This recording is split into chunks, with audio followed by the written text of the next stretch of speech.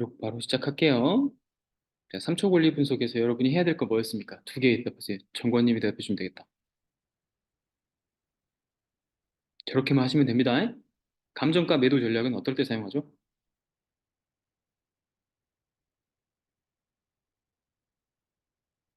이건 얘기를 안 했나? 기초반 때. 감정가 매도 전략은 그냥 외우세요. 여러분이 아직 지분 경매는 기초반 때 배울 건 아니지만 그래도 공투 들어가시는 용쌤 강의를 찾아온 사람들은 지분을 엄청 많이 들어가요. 지분 전문가이기 때문에. 그래서 같이 일하시는 분들도 지분을 너무 빠삭하게 잘 알고 있죠. 근데 토지 개발까지 해가지고 아마 전 직원이 그런 식으로 사업체를 하나씩 맡을 것 같습니다. 그래서 여러분이 지분을 모르시면 안 돼요. 사실 여기 들어오면. 아시겠죠? 아파트를 경매로 사겠다 이 정도 수준이 기초반 수준이긴 한데 여러분이 이미 그걸 하고 계신 분들이 많아서 아직 부동산 투자를 한 번도 해보지 않았는데 돈이 한 400, 500 들어가는 것들을 지분으로 들어가시는 분들이 지금 나오고 있고 그분들이 수익을 실제로 내고 있습니다, 지금. 소송 중으로 처리하고 있는 분들도 계시고. 실력이 들어가는 수준이죠. 지분 들어갔다는 거는. 감정가 매도 전략은 지분 물건일 때 얘기하는 겁니다. 그러니까 지분 물건의 매력은 뭐냐면 사줄 사람이 있다는 거예요. 적어도 두 명 말고 부부 공동명 말고 조금 위험하니까 사줄 사람이 아닐 수도 있잖아. 아파트는 공동명이 괜찮습니다. 그런데 현황 토지라든지 뭐 주거용이라든지 여러분이 알고 있는 어떤 매물들이 세명이나 다섯 명 이상 이렇게 돼 있을 때는 나머지 사람들한테다가 어, 내 거 사줄래? 라고 의뢰를 할 수 있다는 얘기입니다. 그런 식으로 갈 수 있으니까 감정가보다는 낮게 사셔서 만약에 내가 30% 수익을 얻고 싶어. 그럼 세금 이차 저차 제하고 20% 정도 할인된 가격으로 사셔야 됩니다. 유찰돼서. 그냥 그래서 감정가에서 네가 받아줘야지 국가가 이 가격에 인정을 해줬는데 이런 식으로 파시는 전략이 지분에서 빠져나오는 방법이에요. 물론 협상의 여지는 있기 때문에 잘하시면 감정가보다 많이 받으시고 못하시면 감정가보다 좀 낮게 받습니다. 그러니까 싸게 받는 게 제일 중요한 거예요. 그래서 유찰가와 최저가는 여러분 다 아시다시피 유찰된 횟수에 따라 최저가의 보증금 매겨주죠. 이 정도는 다 아시죠, 이제? 두 번째, 공유자 우선 매수권은 어떻게 쓸 수 있죠? 이건 주관식입니다. 설명 한번 해보세요, 이제. 공유자 우선 매수는 어떤 경우에 신청을 합니까? 이건 왜 알려드렸냐면 기초반 때도 경매 낙찰을 받으시면 제일 먼저 집행관이 묻는 질문이기 때문에 그래요. 공유자 우선 매수 하실 분 있으세요? 차순위 매수 신고하실 분 계세요? 뭡니까? 대답이 늦어요. 매물세 현저라고 대답하시 정권님이 빨리빨리 대답해야죠.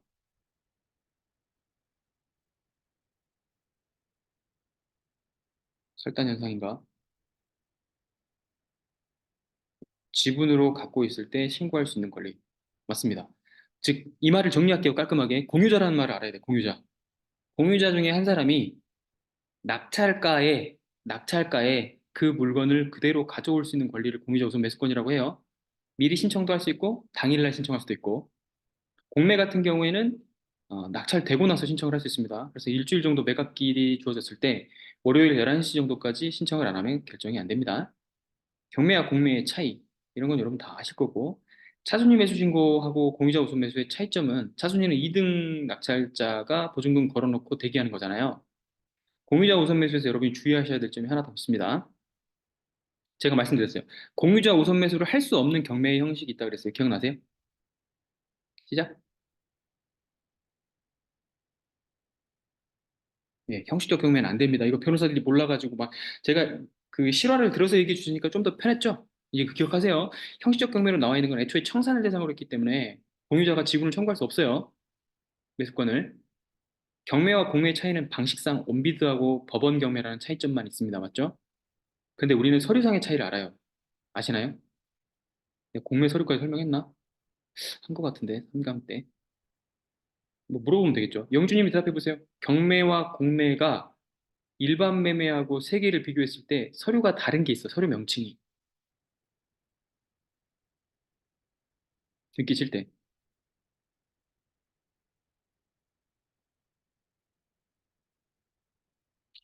다른 건 많죠. 다른 건 많은데 서류 생각 안 나요? 아이, 틀릴 걱정하고 쳐도 돼요. 내가 너무 뭐라 했나요? 뭐라 안 할게요. 친 사람한테 칭찬해 드릴게요. 그래도 그것까지 알고 있냐? 이러면서.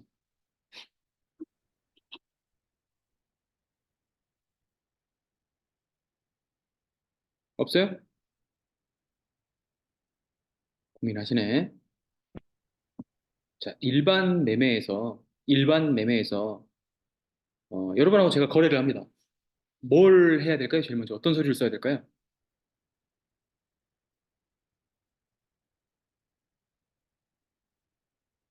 매매 계약서 써야 되겠죠?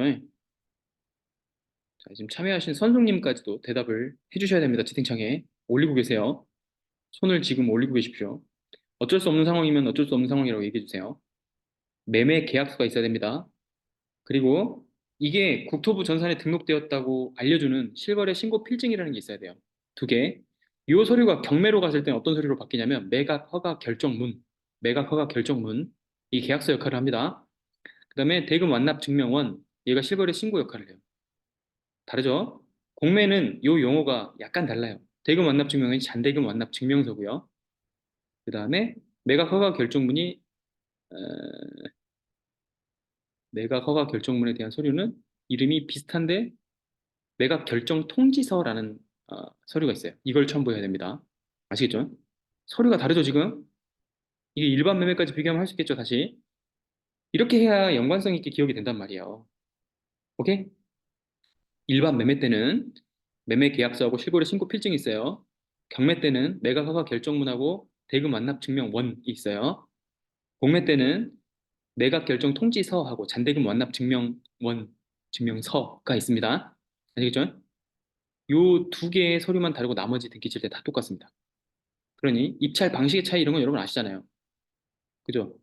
공매 공투해 보신 분들은 주민등록번호 입력해가지고 이후에 초본 냈던 거 되게 절차 간소하구나 이런 생각했을 것이고 경매했던 사람은 제가 간소화 시켜서 그렇지 그전에는 인감증명도 냈고 막 위임장 두 개에다가 막 제출하는 것들이 많았고 인감증명 보내고 인감도장 보내고 다시 받고 우편 받고 막 난리 났었죠. 이게 전자 본인 서명 확인서로 해결이 되면서 여러분한테 간편해진 것이 있죠. 거기에 이제 쓰는 그 외의 용도란에다가 좀 타경번호 기록하는 것만 좀 어려웠죠. 그리고 초본 보내는 건 다 똑같습니다. 나머지 절차는 우리가 다 처리할 수 있어요. 아파트 기초반이니까 한번 해볼게요. 아파트는 세대 평형이 중요한데 최소한 여러분이 한 15년 이내에 실거주를 중심으로 하는 아파트를 살려고 한다. 그러면 500세대 이상을 보시라 그랬습니다. 평형은 33평, 32평 이 정도의 국민 평형이 가장 인기가 좋고 매매 사업자하고 연관을 지으시려면 국민 평형인 82제곱미터를 넘어버리면 부가세를 따로 내야 된다는 그런 결함이 있어요. 그러니까 매매 사업자로 하시려면 음, 면세 사업자로 등록을 해서 부가세 면세가 되는 범위가 82제곱미터 이하다라고만 머릿속에 박아놓으시면 됩니다. 그리고 엔간하면 여러분이 부동산 거래를 하실 때 경매로 하시든 뭘로 하시든 8이 이하를 자시는 게 좋습니다. 실거주 하기 위해서 내가 40평대를 가고 싶어. 그럴 땐 달라요. 그럴 때는 들어가 사시는 거고 투자하시는 매물은 가장 만만한 거는 25입니다. 25평, 네, 59제곱미터 아니면 49나 59도 비슷해요. 요즘에 잘 빠져가지고 그게 거래는 가장 활발합니다. 사람이 쓸 수 있는 돈의 한계가 있어서 그렇습니다. 오케이? 지금 제가 얘기 드린 거는 전용일까요? 공급일까요? 제가 59로 얘기하거나 84 이렇게 얘기한 건 전용으로 얘기한 거고요. 평으로 얘기했던 거는 공급이 됩니다. 아시겠죠? 제가 25평 이랬잖아요. 그러면 그거는 전용으로는 한 17평 되고요. 제가 84라고 얘기 안 하고 32평 그랬으면 얘는 실제 평수는 한 25평 정도 되는 겁니다. 요게 헷갈리실 거야. 기초반이니까. 헷갈릴 거지. 그래서 제가 아실을 그냥 보라고 하는 거예요. 아실은 아예 평수로 안 나와 있고 면적으로 전용으로 나와 있어. 84, 79, 뭐 59, 49, 39 이렇게 나와 있습니다. 그다음에 지난 시간에 제가 엄청나게 강조했던 것 중에 하나. 용도 지역 못 외우시면 안 된다 그랬죠. 기억나세요? 하나부터 테스트 해보자. 1종하고 2종 중에는 용적률이 어떤 게 더 높습니까? 좋습니다. 그러면 종상향이라는 말은 뭐죠?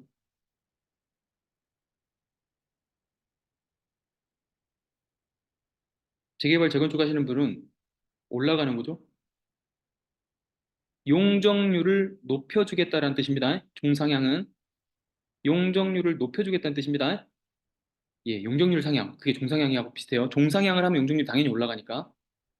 그런데 여기다 이제 지금 다 치시는 거 보니까 아는 것 같아서 설명드립니다. 이 기본이 깔려 있어야 다음 걸 갈 수 있어요. 1종, 2종 구분, 전용 일반 지역 구분을 언제부터 했을까요? 그게 2003년이에요, 2003년. 경매하시는 분들 알아야 돼. 왜 그럴까요? 우리는 85년 건물을 사기도 해요. 79년 건물을 사기도 하고, 어떤 이슈로 인해서 주거용 지분을 사기도 하고 그렇기 때문에 2003년 이슈는 뭘 기억하시냐면요. 전용, 일반, 일종, 이종을 명확히 나누기 하기 시작하던 그 건축법이라든지 국토부의 재정법, 실제 실무 지침들이 만들어진 시기입니다. 그럼 2003년 이전에 어떻게 됐을까요? 예, 용적률에 정확한 구분이 없었습니다. 그러니까 여러분이 사실 건물 중에서 만약에 2003년 정도나 이전에 지어진 건물일 경우에는 용적률이 내가 생각했을 때 이종 일반 주거 지역 정도면 150 정도밖에 안 돼야 되는데 300짜리가 막 있어요. 건물이.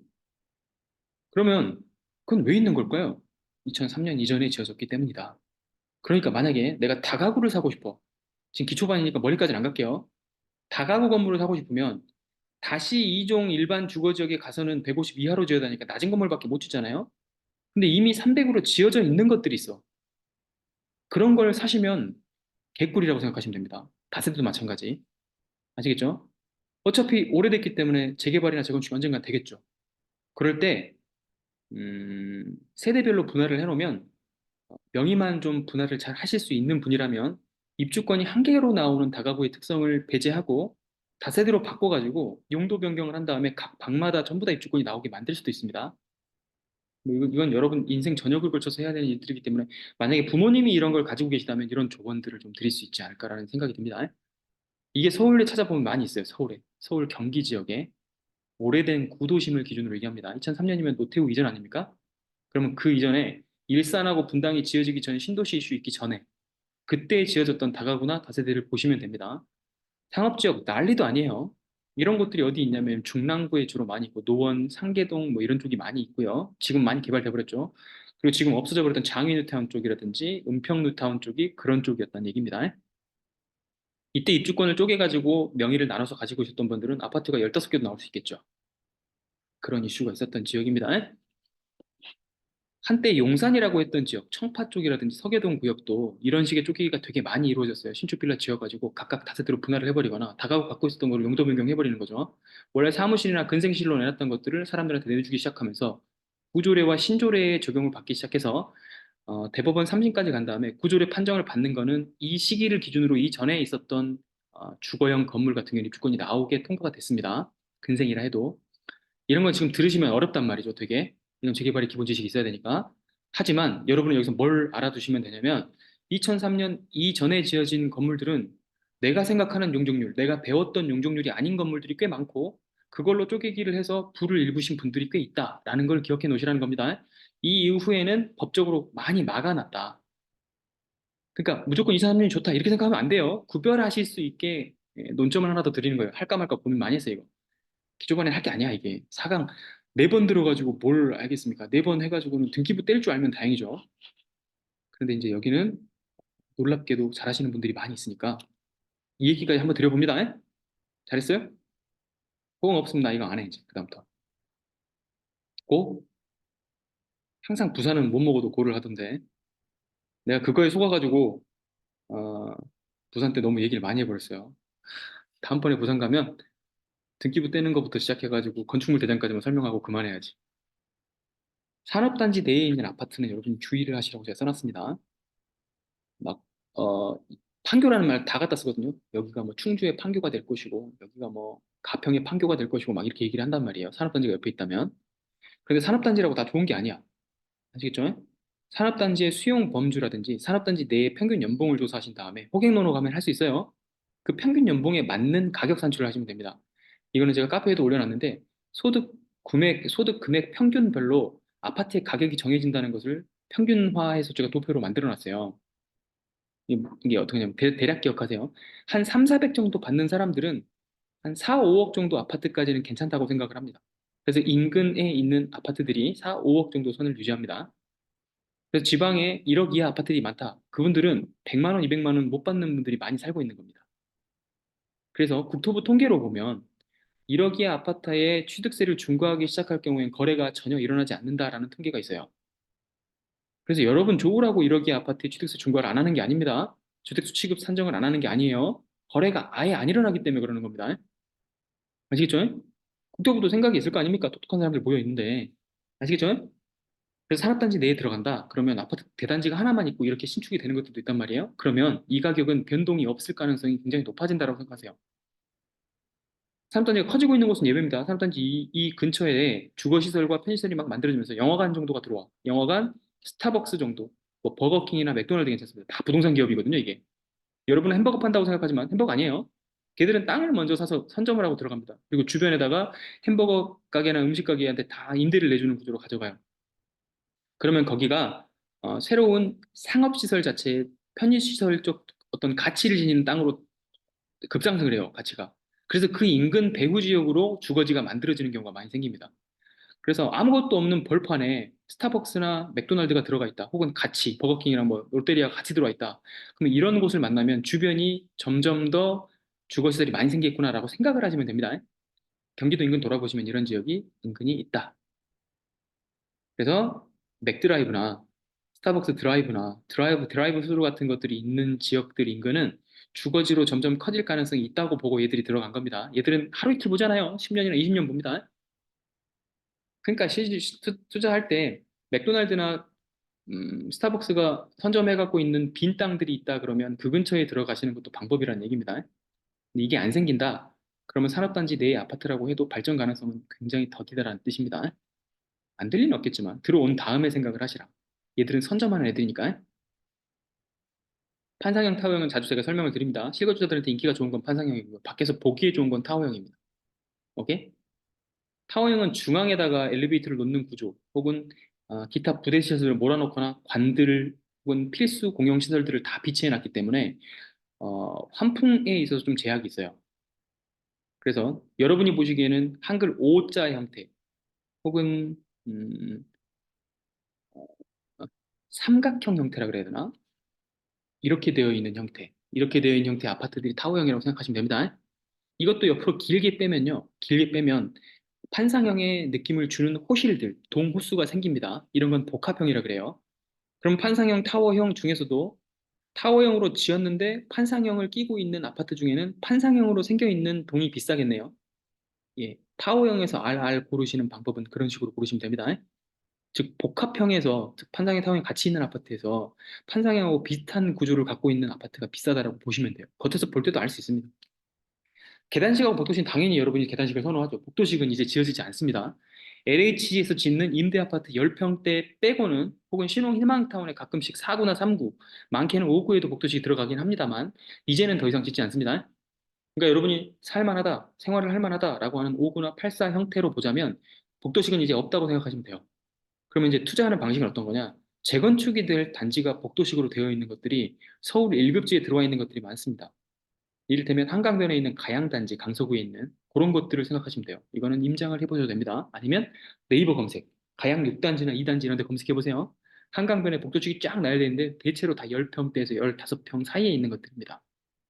그리고 재건축이 될 만큼 땅값이 많이 올랐어요. 8, 90년대 건물이기 때문에. 주차장 프로토타입은 항상 보시라고 하는 게 뭐냐면 아파트가 혁신에 혁신을 거듭하고 10년마다 한 번씩 점프를 하거든요. 퀀텀 점프를. 그럴 때마다 주차장 시설을 많이 바꿉니다.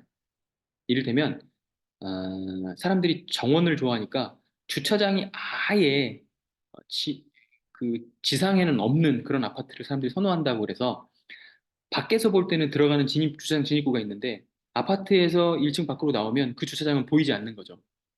이렇게 만드는 형식도 있고 이거는 공사비를 줄이려고 그런 거예요. 땅을 파면 땅 파는 만큼 위로 올라가는 거에 3배 정도의 돈이 들어갑니다. 건축비가. 방수까지 다 해야 되기 때문에 그래요. 그러니까 땅을 파지 않고 1층에다가 주차장을 만들었어. 쭉 길게. 그러면 1층 위에다가 H빔 형식으로 쌓아가지고 그 위에서부터 아파트를 올리게 되면 1층 면적 전체, 아파트 대지 면적 전체는 주차장이 되는 거죠. 느낌 아시겠어요? 그래서 아파트 바깥에서 보면 1층은 우리가 보기에는 2층이나 3층이 평지에 있어도 보신 적 있나요? 이런 아파트는 희소성이 있습니다. 프로토타입이 최신형이라는 얘기니까 인기가 좋다는 얘기예요. 경사면에 지었다 그러면 경사면에 1층에 구멍을 뚫어놓고 그 구멍 뚫은 면적을 전부 주차장으로 만드는 거예요. 이렇게. 그리고 아파트는 그 위에만 있어. 그래서 동별로 층수가 달라지는 주차장이 존재할 수 있겠죠. 경사면에 지으면.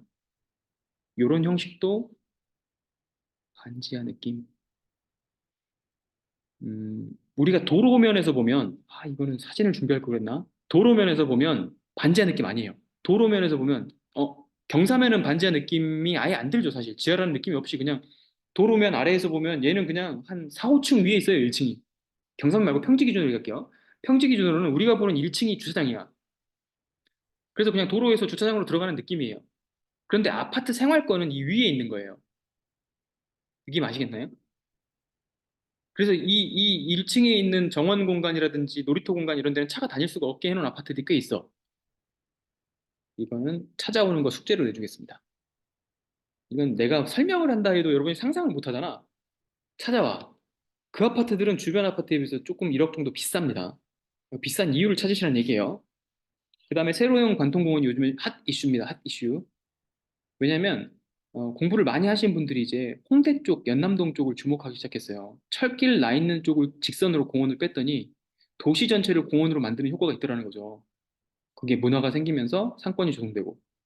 그래서 이제는 넓은 센트럴파크처럼 면적으로 만들지 않습니다. 그래서 지금 용산이 조금 고민하고 있는 게 뭐냐면 용산이 이제 미군 부대가 나가게 되면 엄청나게 4만 평이 넘는 땅이 공원이 되잖아요. 근데 덩그러니 그렇게 공원을 만들어 놓으면 그 안에 치안 유지도 잘 안 되고 통제가 안 돼. 뉴욕이 그렇거든요. 뉴욕 센트럴파크는 밤에 들어가시면 안 되는 거 아시죠? 아시나? 이 미국 사다 오신 분 있나요, 혹시? 스페인이라든지 이런 공원들은 다 네모 형식으로 길게 만들어 놨단 말이에요. 그 안에서 밤에 일어나는 일들은 거의 성폭행이라든지 강도 사건이 많이 일어납니다. 아, 모르세요? 그래서 유럽 여행을 할 때 공원 내부에 간다, 밤에 공원에 간다, 이거는 그 현지인들은 다 고개를 저어요. 한국처럼 다닐 수 없어요. 그러면 한국의 한강공원은 왜 이렇게 밤에도 새벽에도 뭐 밤새도록 이렇게 안전하게 지낼 수가 있을까요? 세로로 되어 있습니다. 세로로 긴 모양의 도시를 관통하고 있죠. 그리고 그 주변에는 용적률을 상향시킨 아파트들이 한강 뷰를 보면서 존재합니다. 좌우측에. 걔들이 감시탑 역할을 하는 겁니다. 아시겠죠? 그래서 서울이 세계적인 도시가 된 거예요. 느낌 아시겠죠? 그러면 서울 흉내를 낸 도시들이 있겠네? 신도시 중에도? 그렇습니다. 그런 데를 찾아보시면 됩니다. 광교가 그래서 비싸고요. 위례가 그래서 비싸요. 세로 형식으로 공원을 쫙 내놨어요. 넓지가 않아. 느낌 아시겠어요? 마곡도 그렇습니다. 마곡나루 들어와 보신 분 알죠? 서울 식물원 쪽으로 세로로 관통하게 만들어놨어요. 좌우에 도시가 있습니다. 아시네? 광교 위례는 진짜 살기 좋아요. 가보시면 아마 신천지 같을 거예요, 아마. 신천지는 종교인데. 아, 이만이 나쁜 놈. 일단, 아, 세, 여기 터진다고? 잠깐만. 세로형 관통공원을 우리 찾아보는 걸 숙제를 다른 반에서 냈거든요. 기초반에 안 냈죠? 세로형 관통공원을 자기 주변 지역에 찾아가지고 한번 갖고 와보세요. 저는 예시로 들었습니다. 연남동 연트럴파크. 위례 트램 설치한다고 가운데를 뚫어놨어. 트램이 들어오면 또 재밌게 될 거예요, 위례는. 트램 설치고요. 그 다음에 광교 호수공원. 광교는 뭐 지금 서울보다 비싸지고 막 그랬었죠, 한때. 지금 조금 내려가긴 했지만. 그래도 거기 가보면 인구가 진짜 많이, 공원을 그냥 온 도시가 누리고 있다고 생각하시면 됩니다. 또 어디가 있을까요? 이거는 분당에 있는 탄천을 보시는 분들도 있는데, 탄천은 너무 커. 탄천은 너무 커가지고 양쪽을 단절시켜 놨다는 구조로 생각하시면 됩니다. 청계천 정도 괜찮습니다. 원래는 막혀있던 도로를 복개했죠, 이명박 때. 많이 막았지만. 복개해서 한강물을 끌어다가 간접적으로 공원을 만들었죠. 원래 진짜 물이 흐르는 게 아니라 펌프로 흐르는 겁니다. 펌프로 흘려 보내는 물이에요. 이 형식을 그대로 따라가지고 어디에 만들냐면 청라지구를 만들었어요. 송도하고. 그래서 송도 청라지구에 가서 보시고 그런 형태를 흉내내시면 됩니다. 그래서 송도는 살기 좋은 이유 중에 하나, 그런 공원도 있지만 조금만 또 밖으로 나가잖아요. 바다예요. 그죠? 송도, 청라지구, 그다음에 청계천 이런 것들 보시면서 여러분 이런 건물들이 이렇게 줄구가 말하던 그런 거구나 생각하시면 돼요. 세로형 관통공원이 2003년 이후 즉 2010년 이후엔 더 심화됐고 지금의 화두입니다. 현대의 화두예요. 온 도시 사람들이 공원을 즐길 수 있고 도시를 도보권으로 연결해 버릴 수 있다라는 장점이 있어서 그렇습니다. 한강은 해당될까요? 안 될까요? 안 됩니다. 한강은 단절이죠. 여러분 강남하고 강북하고 지금도 차별이 심하잖아요. 그럼 강북에서 왔다는 거 좋아요? 강남에서 왔다는 거 좋아요? 여러분이 갖고 있는 느낌이 그래요, 느낌이. 한쪽이 한쪽과 단절된다는 얘기예요. 이걸 연결할 수 있는 방법을 누가 만들어내면 건축가들이. 그래서 지금 어떤 홍대 쪽에서 지금 건축 국토부에 있는 그 건축가들은 한강에 대교가 굉장히 많잖아요. 그 대교 자체에 옆에 사람이 다닐 수 있는 길로 조정을 해버리자는 주장을 하고 있는 분들도 많이 계십니다. 이를테면 잠수교 같은 거는 물속에 좀 잠기잖아요. 몇 번은. 거기는 차를 아예 못 다니게 하고 사람만 지나다니게 만들자는 거지. 그러면 그게 새로 공원 형태가 되지 않겠습니까? 그러면 강남과 강북이 이어집니다. 거기 공간은. 그러면 새로운 형태의 어떤 상업시설들이 생기게 될 거예요, 또. 이걸 시도했던 게 서울역 인근에 있는 용산에 아, 저기 용산의 4호선 인근 그 이름이 뭐더라? 서울역 인근에 남대문 시장하고 있는 도시 위에다가 지은 도시정원이 있어요. 원래 도로였어요, 거기가. 아실라나? 아는 사람 있어요? 서울역 위에 마포구랑 이어주던 도로가 있었습니다. 차들이 다니던 4차선 도로가 있는데 그 도로를 공원으로 바꿨어요. 박원순 때. 이제 거 위로 사람이 올라다니면 지나다녀요. 그래서 남대문과 서울역이 이어졌습니다. 도보권으로. 차들이 복잡하지 않게. 모두 가보세요. 그러니까 서울은 진짜 너무 많이 바뀌고 있어요. 그래서 매년 바뀌고 있어가지고 여러분은 서울을 표준으로 삼으셔야 됩니다. 왜냐면 그걸 가지고 지방 도시를 설계하기 때문에 그렇습니다. 그러면 지방은 왜 그렇게 많이 안 바뀔까요? 그거 보면 그 정도의 인구가 없어. 인구가 모여 있어야 자본력이 있습니다. 그럼 여러분 숨 막힐 것 같다고 생각하는 데다가 투자를 해놓는 게 좋겠네요. 맞아요. 여기서부터 여기까지 가는데 차가 막혀가지고 뭐 내가 원래 걸어가는 속도보다 더 느리게 가는 그런 지역이 있다. 거기가 투자 대상 지역입니다. 사람이 모여 있는 곳만 투자로 삼으시는 것이 좋습니다. 아니면 공유관계가 얽혀 있어서 여러분이 해결할 수 있으시면 됩니다. 그럼 이제 그건 소송적 지식이죠. 그건 이제 라이프 체이징 들어오셔가지고 배우시면 됩니다. 아시겠죠? 그런 거에 있어서는 좀 자부심도 다 있지 않습니까, 여기? 국내에서 제일 잘한다고 생각하는 사람들만 여기 모여있지 않나 싶어요. 아파트를 잘하는 그런 게 아니고, 그런 잔지식이라고 말하면 그렇잖아. 음, 뭐랄까. 시기와 그런 유동량, 그런 걸 필요 없이 지식으로 약간 수익을 낼 수 있는, 이렇게 말하면 좀 그런가요? 용쌤한테 이러지 마세요.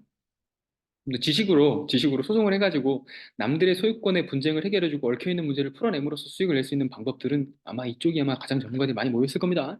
그렇게 하시다 보면 여러분 토지 개발 쪽으로도 눈을 뜨게 됩니다. 과정이 그렇게 될 거고 아마 여기 들어오신 분들은 그걸 먼저 시작하신 분들도 꽤 있어요, 지금. 내가 볼 땐 그래요. 그래도 근데 저는 순서를 추천드렸죠, 기초반한테. 아파트 먼저 해보시고 충분히 집을 한 두세 번 해보시고 일가구 이주택 한시적 일가구 이주택 비과세를 많이 활용해 보신 다음에 인생 길어. 인생 길어. 여러분 지금 30년 동안 안 죽잖아요. 돌아가신 분 있나 혹시? 좀 죄송합니다. 30년 동안 안 죽잖아. 2, 3년 내에 해볼 수 있는 걸 좀 해본 다음에 한 4년 텀 갖고 그 다음에 이제 지식으로 같이 생활을 시켜가면 좋겠습니다. 책 읽고 배우는 거야 뭐라 합니까? 내 한시적 일가구 주택 비과세는 좀 사용을 하시면서 가시라고 말씀을 먼저 드리겠습니다. 표제부 이제 질문 들어갑니다. 부동산의 표시는 표제부에 등장해요. 맞죠? 부동산의 표시라고 안 나와. 부동산의 표시라고 하는 항목을 표제부에서 찾아서 쓰는 거지. 이를테면 서울특별시 광천구 16-24 도로 116제곱미터 이런 식의 부동산의 표시를 써야 된단 말이에요. 이 표시는 왜 필요할까요? 주관식이에요. 치세요.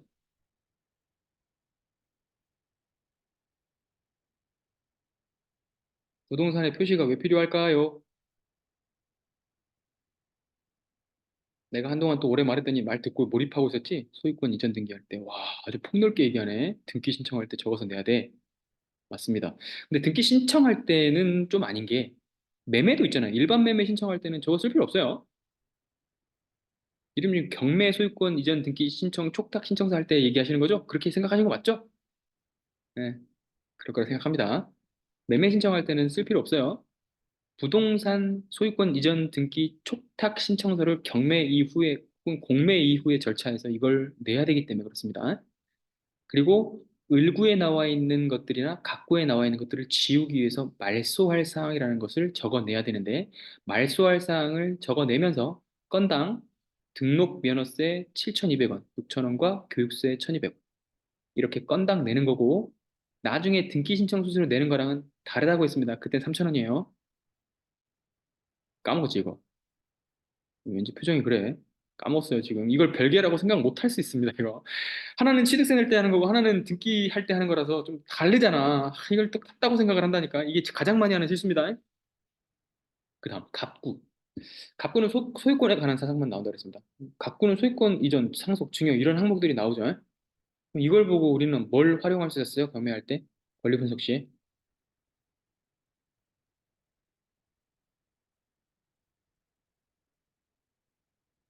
여러분 이제 나 없이도 할 수 있어야 되잖아. 그죠? 여러분이 생각을 해내야 돼. 갑구가 왜 필요하지? 왜 필요한지를 알아야 등기부를 공부하는 그런 의미가 있지 않겠습니까? 왜 필요한지도 모르고 외우면 적용 안 됩니다. 이건 진짜 진리야, 진리. 권리관계 파악은 조금 폭넓은 단계고, 제가 소유권 이전에서 그냥 정의를 내려버릴게요. 뭐 할 때 필요하냐면, 날짜 볼 때 필요합니다. 권리관계 파악에 포함되는 말이긴 한데, 소유권 이전 날짜 기준이에요. 말소 기준고 찾는 것도 그렇고, 선후관계 찾는 것도 그렇고. 날짜 보려고 하는 거예요, 날짜. 빨간색 지워진 거 말고, 내 전 소유자가 소유권 이전했던 날짜를 보시라고 합니다. 날짜. 자, 그럼 보겠습니다. 이 날짜 앞에로 올 수 있는 게 뭐 있죠?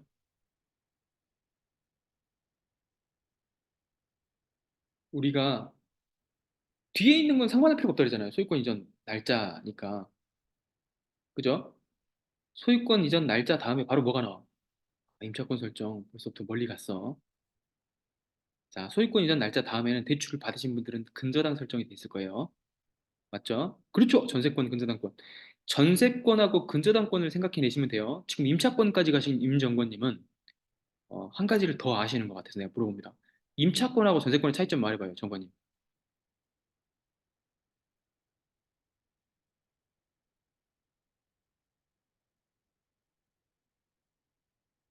정권님 모르고 한 거야? 아니잖아. 아니라고 해줘. 그렇지. 선생님이 말해버렸네. 에이씨. 임차권은 사후에 하는 거니까, 사후에 하는 거니까, 근저당하고 날짜를 확인할 때, 견주어 볼 때, 임차권 등기 명령이 돼 있으면 요약사항만 보지 마시고, 앞에 상세사항 가서 날짜를 보시고 난 다음에, 그 상세사항에 나와 있는 날짜랑 선순위에 있는 근저당하고 비교를 하셔야 됩니다. 기초 때 가장 실수 많이 하는 게 뭔지 알아요? 날짜야. 소유권 이전 등기 갑구에 있는 날짜 보시고, 을구에 가셔서 전세권하고 근저당에 있는 날짜를 보셔야 돼요. 이 두 개 비교하셔야 돼요. 아시겠죠? 그리고 소유권 이전되고 상속되고 증여된 것이 부본을 달고 쭉쭉쭉 내려가 있으면 본번 날짜를 보시는 겁니다. 부본 날짜가 아니라 본번 날짜를 보시는 거예요. 그럼 다시 밑으로 내려와. 근저당에 부본 달려가지고 뭐 질권, 전질권, 전전질권 이렇게 나와 있어. 뭐 근질권 대출 이렇게 나와 있어. 어떻게 해요? 본번 날짜 보시는 거예요. 본번 날짜가 계속 이어지는 겁니다. 전세권이나 임차권 설정돼 있어. 얘가 다시 전대차를 줬네. 어디 날짜 보는 거예요? 본번 날짜 보는 거예요. 본번 날짜. 이렇게 정리하니까 좀 쉽지 않나요? 나 방금 되게 쉽게 정리한 것 같아. 너무 잡벅인가요? 좋아요? 너무 쉽게 정리한 것 같은데, 이거? 본번 날짜 보려고 하는 겁니다. 이 두 개는. 얘는 등기 때 하려고 하는 거고, 이 두 개 볼 때는. 그리고 사실상 가압류는 채권이기 때문에 여러분이 크게 중시하게 여기지 않아도 되는데, 뭐만 좀 주의하시면, 가압류가 선순위 있는 게 있다니까? 가압류가 선순위 있는 거. 이거는 기초반대 할까 말까? 자, 영주님, 고, 스탑. 아이씨, 또 고야.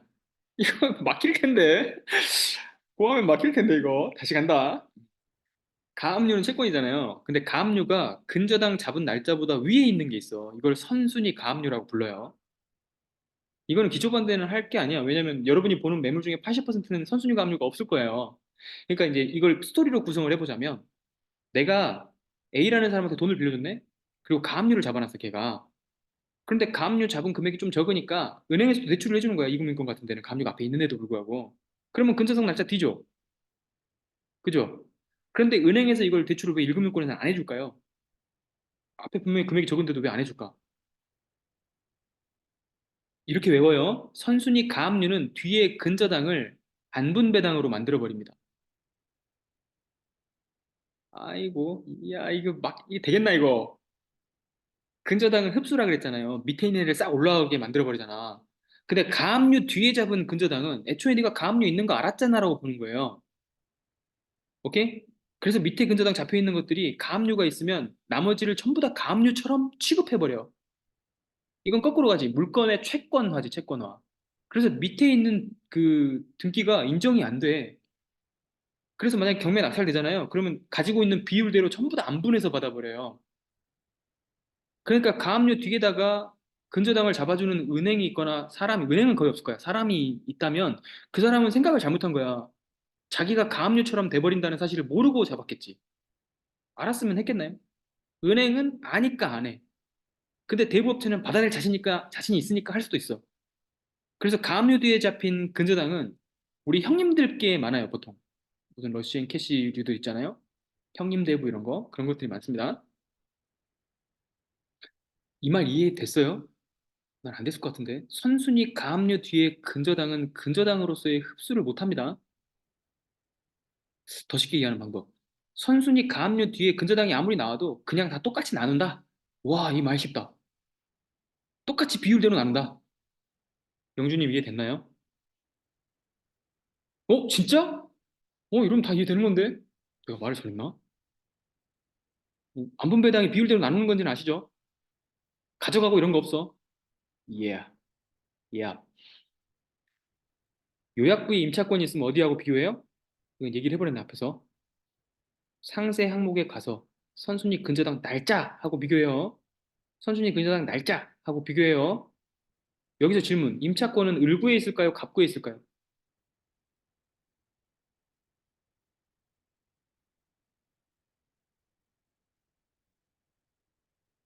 근데 이런 질문에 다 선생님 진짜 많이 들었네. 울고 있어요. 당연히.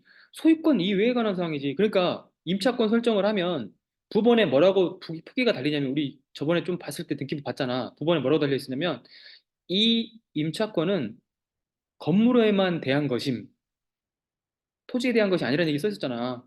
그러니까 소유권은 아니란 얘기예요. 이해되세요? 좋아요. 물건과 채권을 이제 구별해서 이건 가압류라고 생각하시고 얘는 근저당이라고 생각하세요. 그런데 채권의 물건화가 보통 전세권을 얘기하는 거라 그랬어요. 물론 근저당도 물건화 됐으니까 채권의 물건화지. 근데 역으로 물건이 채권으로 바뀌는 경우도 있다고 그랬어요. 방금 뭐라고? 선순위 가압류. 가압류가 먼저 나온 거. 그러니까 근저당 밑에 가압류들이 끼어 있는 건 아니야. 그건 아니고 근저당 아무것도 없는데 가장 빠른 건 날짜, 소유권 뒤에 바로 갑구 소유권 뒷 날짜에 가압류가 먼저 있는 거예요. 그러면 이 사람은 소유권을 살 때 사람한테 빌려가지고 가압류 잡아주고 산 거야, 돈을. 가압류 잡아주고 돈을 빌려가지고 이 아파트를 산 거야. 이해되세요? 오케이. 그 뒤에 뭔가 몰라도 근저당을 잡았어. 근데 이 근저당은 가압류하고 똑같이 취급돼 버린다. 안 어렵죠, 이제? 이거 엄청 중요한 그런 지식인데 여러분이 이걸 적용을 할 수 있을지는 의문입니다. 선순위 가압류가 나오면 선생님한테 물어보고 하세요. 패스해요? 아니면 그냥? 나온 거 거의 없을 거야. 선순위 가압류는. 찾아보면 상가에 좀 있나? 거의 없을 겁니다. 왜 그럴까요? 여러분이 주택 구매하는 형태를 살펴봐. 여러분 대출 없이 사나요? 그 대출을 친구한테 빌릴 거예요? 아니잖아요. 은행이잖아, 거의. 그러니까 여러분이 사는 아파트는 거의 선순위 가압류가 없어. 이해되시죠? 그러니까 여러분이 보는 아파트는 왜 아파트를 제가 추천을 하냐면 권리 분석 못해도 사실 괜찮아. 위험할 게 별로 없어요. 전세권만 조심하면. 그래서 기초반 때는 제가 뭐만 가르치면 전세권 대항력하고 근저당 보는 방법만 가르쳐 드리는 거예요. 그러면 아파트에서 실수할 게 없잖아. 3조 권리 분석 왜 필요해요? 매각 물건 명세서에 그런 내용이 안 나와 있으면 내가 이의 제기할 수 있거든. 맞죠? 그 다음에 거기에 전입세대 열람해가지고 현황 조사서를 다 써놔. 그러니까 전입세대 열람 여러분이 따로 뗄 필요 없습니다. 따로 떼려고 하시는 분들 있더라고. 할 필요 없어요. 불필요한 소요입니다. 이걸 어떻게 하는지 알고 싶어가지고 포스팅, 블로그 포스팅이나 유튜브를 찍기 위해서 한다 그러면 인정. 그건 또 다른 영역으로 확장될 수 있으니까. 제가 이제 블로그랑 유튜브를 꾸준히 안 한 게 지금 가장 후회되는 점 중에 하나입니다. 그 많은 물건을 보러 다니고 거래했던 것들을 다 기록해놨으면 너무 아쉬워요. 그게 지금 얼마나 펼쳐나가가지고 제 뜻을 더 크게 키울 수 있었을지. 이제부터 하면 되죠. 우리 나이 많이 남았잖아요. 그죠? 우리 한 40년 남았나? 평균 연령으로 고려해보자. 우리 땐 90세까지 살지 않을까요? 100세 넘지 않을까? 나 50, 60년 남았다고 생각할래요. 그리고 그 중간에 테슬라 같은 걸 만든 앨런 머스크가 있기 때문에 좀 또라이 기질이 있잖아요, 걔가. 걔가 만들고 있는 회사 중에 하나가 여러분 텔로미어라는 거 좀 아시나요? 우리가 노화가 되고 죽는 이유가 세포 분열 말단에 있는 텔로미어가 노화돼서 그 분비 물질이 안 나와서 죽는 거거든요. 그 세포가 재생성이 안 돼. 근데 여기 계속 재생성이 되게 만드는 회사를 만들었어요, 걔가. 그러니까 아이디어 단계가 아니고 회사를 만들어서 실험을 하고 있어. 그리고 신경망을 인위적으로 뇌에 삽입해가지고 우리 기억이 사라지지 않게 치매 같은 거 안 걸리게 우리 신경망이 연결되어 있는 거 아닙니까? 아세요? 뉴런과 시냅스 구조는 다 배우셨죠? 아세틸콜린이라는 화학 물질이 신경을 이렇게 연결된 신경을 딱 잡아주면 신경이 연결되는 거고 이게 평소에처럼 퍼져 있으면 신경이 연결이 안 된 거예요. 그래서 우리가 여기 명령을 딱 내리면 손이 이렇게 움직이는 이유도 신경망이 이렇게 연결돼 있어 그런 거잖아요.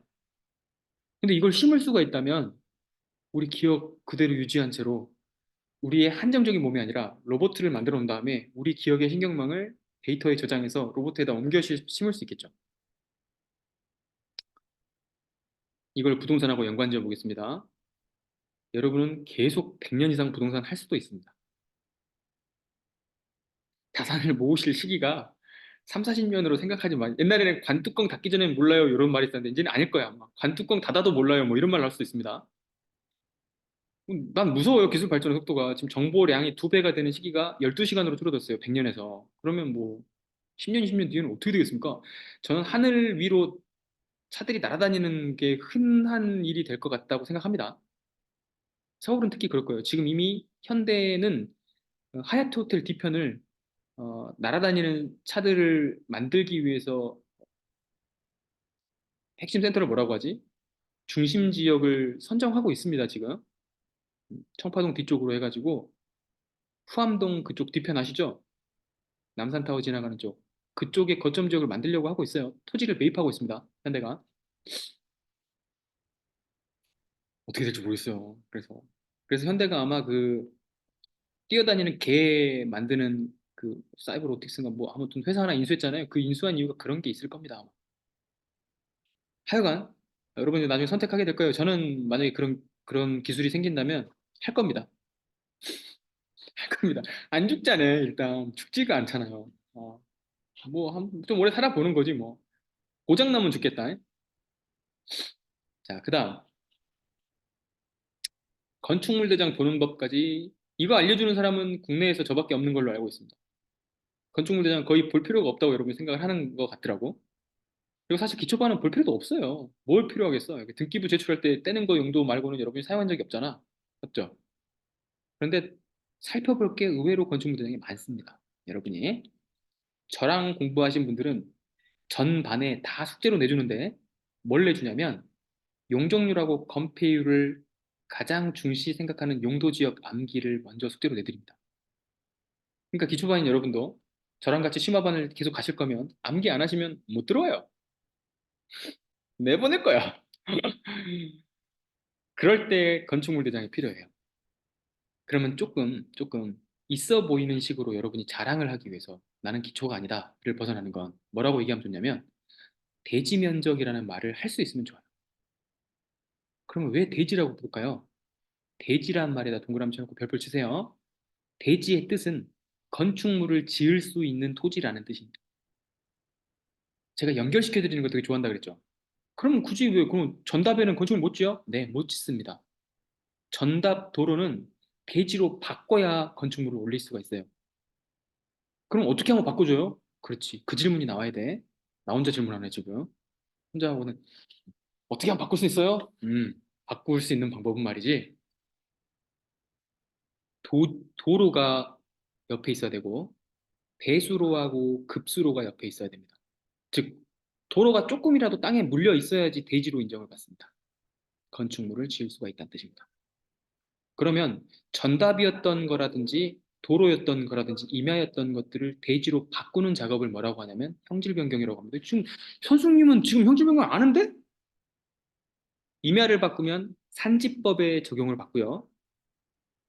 전답을 바꾸면 농지법의 적용을 받습니다. 그래서 농지와 산지를 대지로 바꾸면 이거를 전용이라고 하는데 농지 전용, 산지 전용이라는 용어를 여러분이 씁니다. 이제는 기사를 읽든 강의를 들으면 들릴 겁니다. 제가 얘기해 줬으니까. 그걸 왜 연결을 사람들이 안 시켜주는지 모르겠어요. 대지로 만들려고 하는 거예요. 모든 일들이. 왜? 대지가 제일 비싸요. 대지가 제일 비싸요. 이거는 내가 기초 때 너무 답답했던 것 중에 하나예요. 도로는 왜 싸요? 대지 가격의 3분의 1로 측정됩니다. 정해져 있어요. 공무원이 측정하는 방식이. 산출 방식이 공유물 분할 소송할 때도 그래서 대지 기준으로 3분의 1 가격을 곱하게 돼 있습니다. 소송해 보신 분 있나요? 모르더라고, 대부분. 전답도 3분의 1까지는 아니지만 대부분 지방에 있는 거 3분의 1 취급합니다. 이거는 정해져 있는 건 아니고 형식이 정해져 있는 건 아닌데 그냥 3분의 1로 취급을 해, 취급을. 그래서 이런 말이 나오는 거예요. 농지를 대지로 만들거나 산지를 대지로 만들어서 농지 전용, 산지 전용을 하면 지자체에 네가 3배 올랐으니까 내가 인허가 해줌으로써 네가 땅값을 3배 높였으니까 그래도 한 1, 20%는 세금을 내야 되지 않겠어? 이게 농지 전용 금, 산지 전용금으로 내는 세금입니다. 느낌 아시겠어요? 그러면 국가에서도 안다는 얘기네, 지자체가. 이걸 대지로만 바꾸면 3배 이상 가치는 올라간다는 걸 이미 알고 있는 거네요. 그러면 여러분이 책으로 읽고, 그렇지, 논지전용을 산용. 여러분이 책으로 바꿀 때, 책으로 읽을 때, 농지를 탈출시켰고, 산지를 탈출시키고, 맹지를 탈출시켰다는 얘기를 많이 듣잖아요. 다 뭐 연결했다는 얘기냐면, 도로를 옆에 연결했다는 뜻이에요. 지분이라도, 조그만 지분이라도, 도로같이 생긴 걸 옆에다가 달아놨다는 뜻이에요. 아니면, 강 건너 있는 혹은 땅 건너 있는 사람들한테 허가를 받아가지고 사용료를 내면서 저쪽 도로를 내가 쓸 수 있게끔 해주세요라고 허락받은 거를 문서로 만들어서 제출한 거야. 그래서 인허가가 나온 겁니다. 그리고 내 땅이 옆에 농수로가 지나가는 국어라고 합니다. 국어. 이거는 국가가 배정을 해놔요. 농지하는 사람들이 물 끌어오기 좋으라고 만들어 놓은 거. 그 국어 같은 거를 도로처럼 연결해서 내가 쓰고 싶잖아. 이러면 국어를 사용할 수 있는 국어 점용 허가를 받으면 됩니다. 보통은 농어촌공사가 관할을 하고 있는데, 이 국어 전용 허가를 받으면 내 땅하고 국어를 맞닿은 부분을 도로를 시멘트 같은 걸로 놔가지고 혹은 간이로 만들어서 국어 전용 허가를 받을 수가 있습니다. 이러면 내 땅이 뭐로 바뀌냐? 농지인데 대지가 됩니다. 왜냐? 국어 위로 도로 차가 지나다닐 수 있잖아. 도로가 됐잖아. 오케이? 아시겠어요? 좋습니다. 그 다음에 건축 면적이라는 걸 한번 해볼게요. 건축 면적. 대지 면적 위에, 이거 지금 나오는 용어는 다 건축 면적에 나오는 용어예요. 대지 면적 위에 건축물이 지어진 땅을 건축 면적이라고 부릅니다. 오케이? 그거의 비율을 건폐율이라고 불러요. 쉽지 이제. 그러니까 1번을 산술로 계산하면 2번이 나옵니다. 퍼센트로. 그럼 제가 20% 이하가 좋다고 도시지역에서 얘기를 했는데 건폐율 20%라는 말은 뭐예요? 100의 땅에 20만 건축물이 있는 거예요. 근데 우리 눈에 보기에는 20 같지 않아. 되게 많이 차지하고 있는 것처럼 보여요. 왜 그러냐면 건축물 지어진 땅이 한쪽으로 이렇게 밀려 있는 게 아니고 좌우를 이렇게 드러났겠지. 사방을. 그러니까 여러분이 눈으로 계산하는 방법은 되게 어렵기 때문에 이건 여러분이 좀 많이 공부를 하셔야 돼요. 그 다음에 건축대는 뭐도 나오면 연면적과 바닥 면적, 용적률 이런 단어가 나오는데 바닥 면적은 대지 면적과 같은 거예요. 바닥에 땅이 있어. 그럼 연면적은 뭐야? 바닥 면적 중에서 그러니까 건축물 지어진 면적을 바닥 면적이라고 해요. 대지 면적과 바닥 면적 좀 다르구나. 대지 면적 중에서 건축물이 지어진 땅을 건축 면적이라 했잖아. 근데 그 건축물이 올라간 맨 밑에 있는 1층 땅 한 개, 그 정도의 사이즈만을 바닥 면적이라고 불러요. 근데 그 위에 충수를 오르면 바닥 면적이 다 곱하기 2, 3, 4가 되겠죠? 이걸 연면적이라 그래. 그럼 연면적은 어디를 산출 안 할까요? 바닥 면적이라고 왜 부르는지 알겠지? 바닥 밑에 있는 지하는 산정을 안 해. 어차피 나중에 뭔가 건축물 지을 때도 지하를 파서 짓는 거는 고려 안 하는 거 아닙니까? 맞죠? 이게 이해돼요? 그러면 이제 여러분이 뭘 계산할 수 있냐면 용적률을 계산할 수 있게 되는 거예요. 아시겠죠? 100이라는 땅에다가 내가 용적률을 100으로 해줬어. 그러면 하나 더 지을 수 있겠네, 그죠? 200으로 해줬어. 그럼 그 땅에 2배 더 지을 수 있겠네요. 300으로 해줬네? 3배 더 지을 수 있겠네요. 그런데 건폐율이라는 게 있으니 건축 면적에 해당하는 거는 3배보다 훨씬 많아질 수가 있겠죠. 이게 이해가 안 되는구나. 다시 간다. 대지 면적에서 용적률을 허락을 해줬잖아요. 그러면 건축 지어진 건폐율은 건축물은 조그맣게 지을 수 있으니까 나머지 땅을 비워놓을 수 있잖아요. 그죠? 그러면 요 바닥 면적에 해당하는 용적률은 더 높게 많이 지을 수가 있겠네요. 그죠? 이해되시죠? 이게 준주거지역 400까지 가고요. 상업지역은 중심상업지역일 경우에는 3000%까지 가는 겁니다. 일반 상업지역은 보통 1000까지 가고. 그러니까 상업지역 내에 층수 낮은 빌라 같은 것들이 보이시거나 다가구가 보이시면 투자하기 좋은 물건이다라고 생각을 하시는 거예요. 도시지역에 반지하도 괜찮아. 반지하도 상업지역 내에 있으면 괜찮습니다. 엄청 올라갈 수 있으니까. 건축물 대장엔 전유부라는 말이 나오는데 여러분이 이거 보정명령 많이 받아보셨을 거예요. 등기 신청을 할 때 셀프 등기 해보신 분들만 알 거예요. 건축물 대장 중에서 전유부를 떼오라고 합니다. 이게 무슨 의미죠, 전유부가?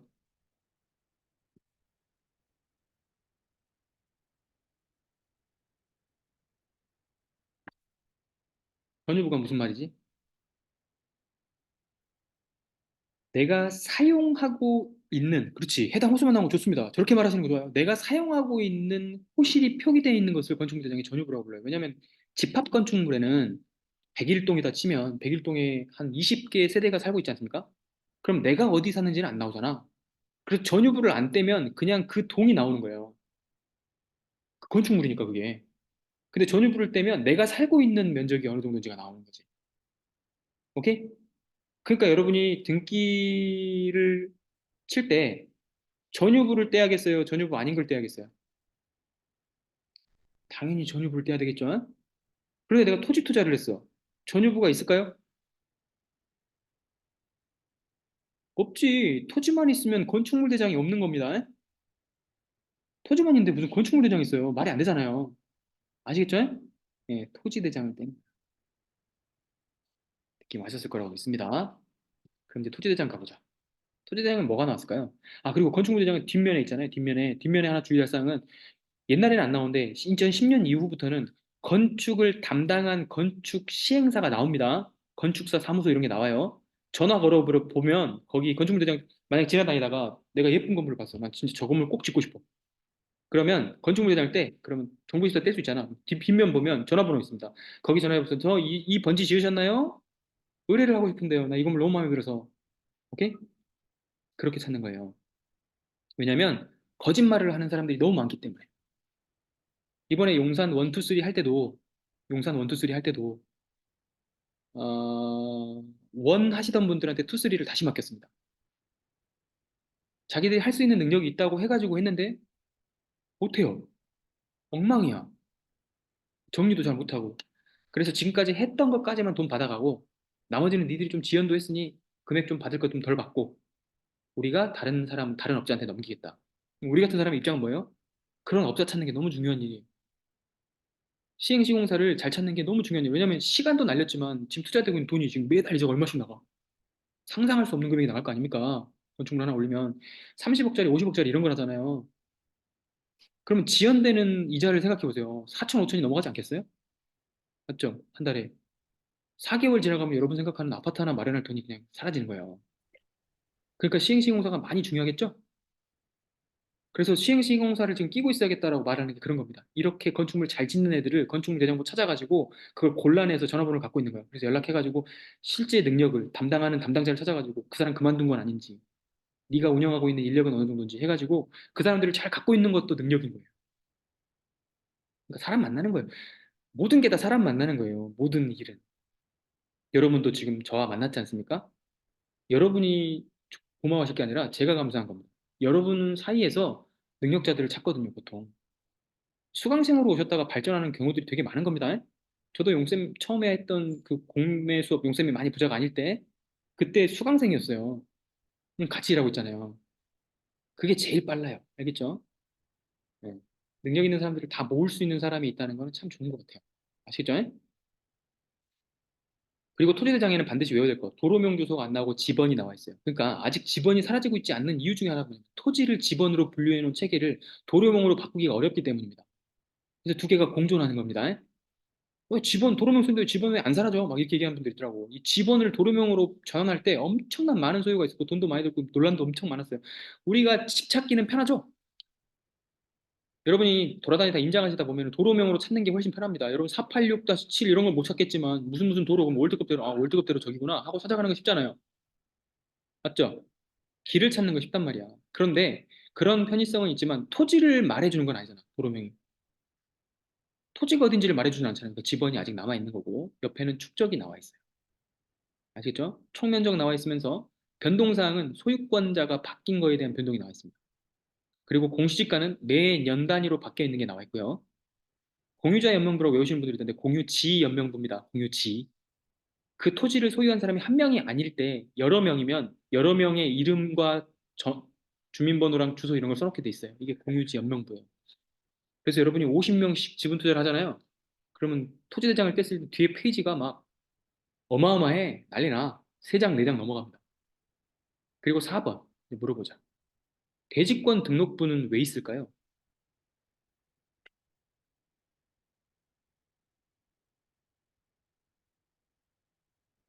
그렇지. 선생님은 이거 초보 아닌데? 초보 아니지만 약간 복습하는 기분으로 들으세요.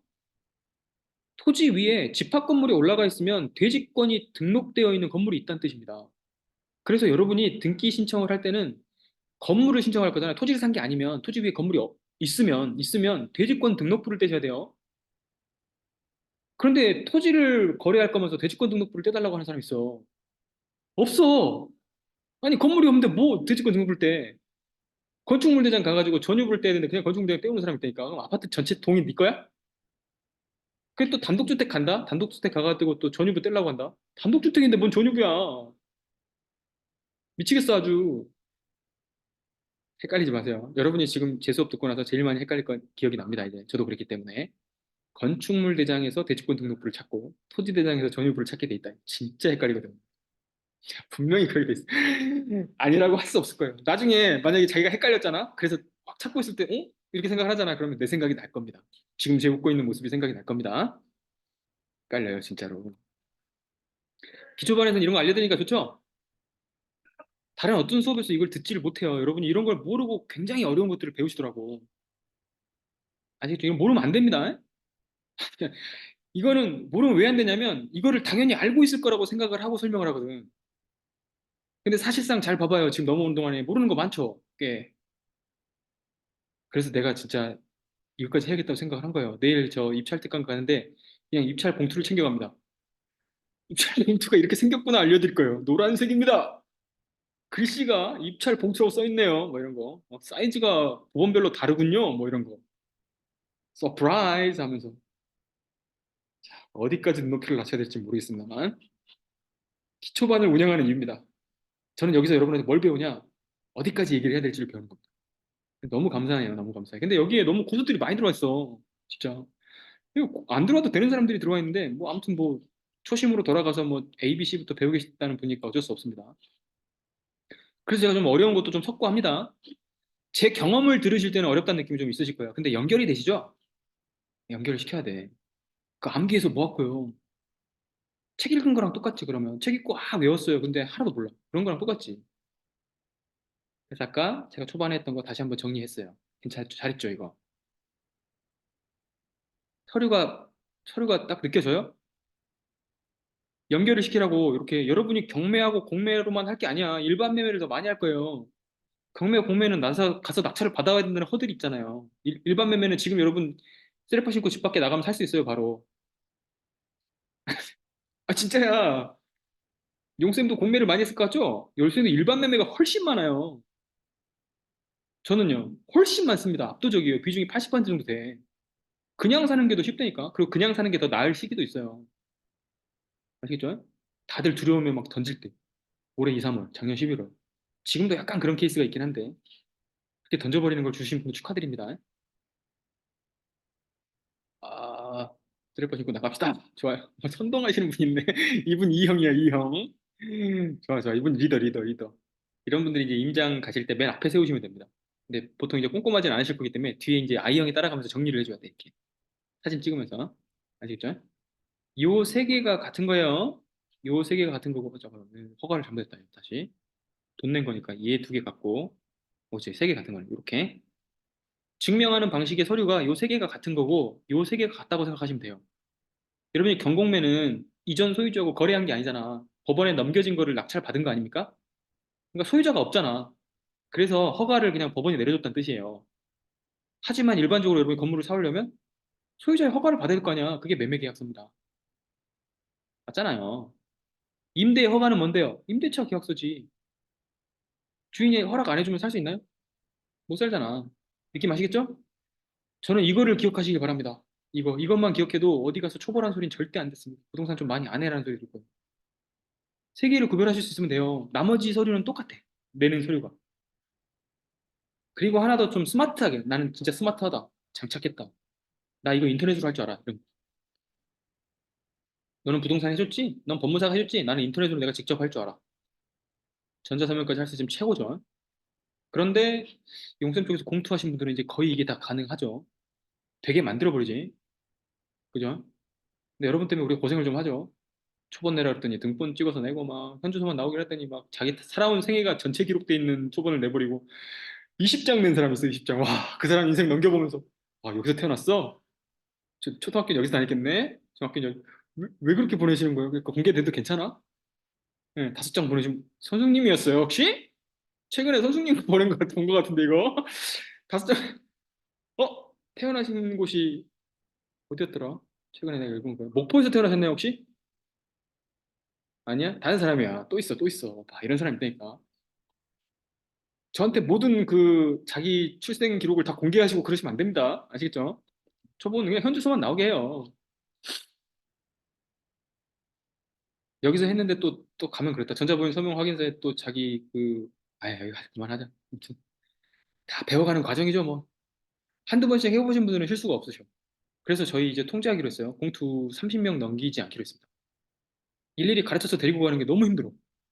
와, 막 저기 신안 사시는 분은 전화 통화를 막 3시간씩 설명을 드리고 막 그러는데 나중에 이제 화가 나셨어. 자기한테도 화가 나시고 이걸 왜 내가 해야 되는지 물은 거에 화가 나셔가지고 이제 다 안 한다고 막 찢어서 버렸다고 그러고 막 그분 한 분 때문에 이제 나머지 분들 다 등기 못 치잖아요. 어떻게 해, 그럼 어떻게 어떻게든 데리고 가야지. 그래서 어 그래서 30명. 저는 개인적으로는 15명 이상 안 하고 싶은데 30명까지만 하는 걸로. 아무튼 여러분 공투를 하시면서 지금 최첨단으로 앞서가는 그 한국 시스템을 다 배우고 계신 거예요. 이거는 우리가 최초로 만든 겁니다. 공투할 때 이렇게 하는 거는. 공무원도 몰라서 가르쳐 주면서 하고 있어요. 우리끼리 어떻게 하자고 만들고 있어요. 지금 편한 걸로. 그래서 옛날에는 일일이 위임장 하나씩 다 받고 인감증명 다 첨부했잖아요. 등기 칠 때 해보신 분들은 알 거야. 2장씩 내고 그랬잖아요. 이거를 전자본인 서명에서도 하나로 통합해서 적자. 이거 우리가 해냈고요. 그리고 공동신고 목록으로 표로 만들어서 내도 되냐? 허가 받았습니다. 그러니까 여러분 되게 편해졌다고요. 우리도 편해졌지만 아시겠죠? 그래서 이거는 설명 안 드릴 거야. 하실 수 있어야 돼. 근데 체크할 거 별표 요거. 등록면허세는 모르는 분이 80% 이상이야. 기초반에서는 아예 모를걸? 이게 뭐지? 이때 내는 7,200원이랑 말소 등기 하는 거랑 말소할상 썼잖아요. 경매에서 이거랑 등기 신청할 때 내는 등기 신청 수수료에 내는 3,000원짜리 말소 사항이랑 다른 겁니다. 중복으로 2개를 다 해야 돼요. 근데 이걸 모르더라고. 이거 몰라요. 이거 엄청 많이 등기 쳐본 사람도 몰라요. 다 법무사 시켰기 때문에 대출 받으면 법무사 가잖아. 그죠? 대출 안 받고 셀프 등기 하신 분만 이걸 알거든. 그러니까 아주 빈도수가 줄어들죠. 10명 중에 한 명 할 거야, 한 명. 2명은 내가 많게 본 거고요. 그러니까 10명 중에 한 명은 할 수 있고, 10명 중에 그 나머지 한 명, 그 사람은 누가 써놓은 거 블로그 보면서 따라 할 수 있는 거고, 나머지 8명은 모른다고 생각하시면 됩니다. 그러니까 여러분 이걸 할 줄 알게 되잖아요? 그러면 주변에 나눠서 도와주세요. 도와주는 사람이 되면, 그 덕이 쌓여가지고 여러분께 돌아옵니다. 안 돌아오면 자식한테 돌아옵니다. 위임장과 인감증명서의 효력. 이걸 무서워하시는 분들이 너무 많아. 네, 설명드리려고 그래서 기초반 때부터. 인감증명서를 남한테 이렇게 줬잖아요. 그럼 여러분 재산이 날아가는 게 아닙니다. 한도 제한을 많이 걸게 돼 있어요. 그리고 유효기간도 있어. 물론 사기꾼들이 너무 많으니까 그런 사례들을 보면서 여러분이 인감증명 내고 인감도장 맡기는 거를 너무 두렵게 생각하시는 분들이 있더라고요. 투자를 하시는 분들은 인감도장과 인감증명서 맡기는 거를 두려워하시면 안 됩니다. 그리고 그 2개를 갖고 있다고 해서 여러분 재산을 어떻게 할 수 있는 방법이 많지 않습니다. 그걸 꼭 기억하셨으면 좋겠어요. 드라마를 너무 많이 보신 거야. 그래서 인감증명을 감히 어떻게 맡기냐고 빨리 보내려고 막 이러고. 아니, 누가 어떻게 하냐고, 그거 가지고. 귀찮아 죽겠어요, 그 도장도. 아시겠죠? 그래서 다 보내버릴 거야, 이제. 여러분이 우편 보내는 소요는 이제 아무것도 없습니다, 이제. 전혀 없어요. 다 파일로만 보내는데. 파일을 보내는 게 이제 가르치는 게 힘들어서 그렇죠? 알겠죠? 효력을 다시 한번 생각하세요. 위임장하고 인감증명서 효력은 한정되어 있다. 그리고 한정된 거에 한정된 기간 동안만 쓸 수 있다. 그래서 정신만 똑바로 차리고 있으면 여러분이 현금을 입금하거나 하지만 않으면 여러분 명의가 갑자기 바뀌어 있고 이런 일은 없어요. 등기필증 갖고 오긴 게 너무 힘든 일이야, 그건. 남이 함부로 할 수 없습니다. 그리고 남이 함부로 바꿨잖아. 그 취소할 수 있어요. 소송으로. 귀찮잖아. 근데 소송을 우리가 배우잖아요. 우리 소송할 줄 알잖아요. 이제 알게 될 거잖아요. 기초반인 걸 잠깐 잊었다. 우리가, 우리가 실전반이나 심화반만 가도 소송은 할 줄 알잖아요. 그럼 이제 쉬워진다고요. 아시겠죠? 이텍스, 위텍스가 뭔지 모르는 분도 너무 많아. 알겠죠? 이텍스가 뭐예요?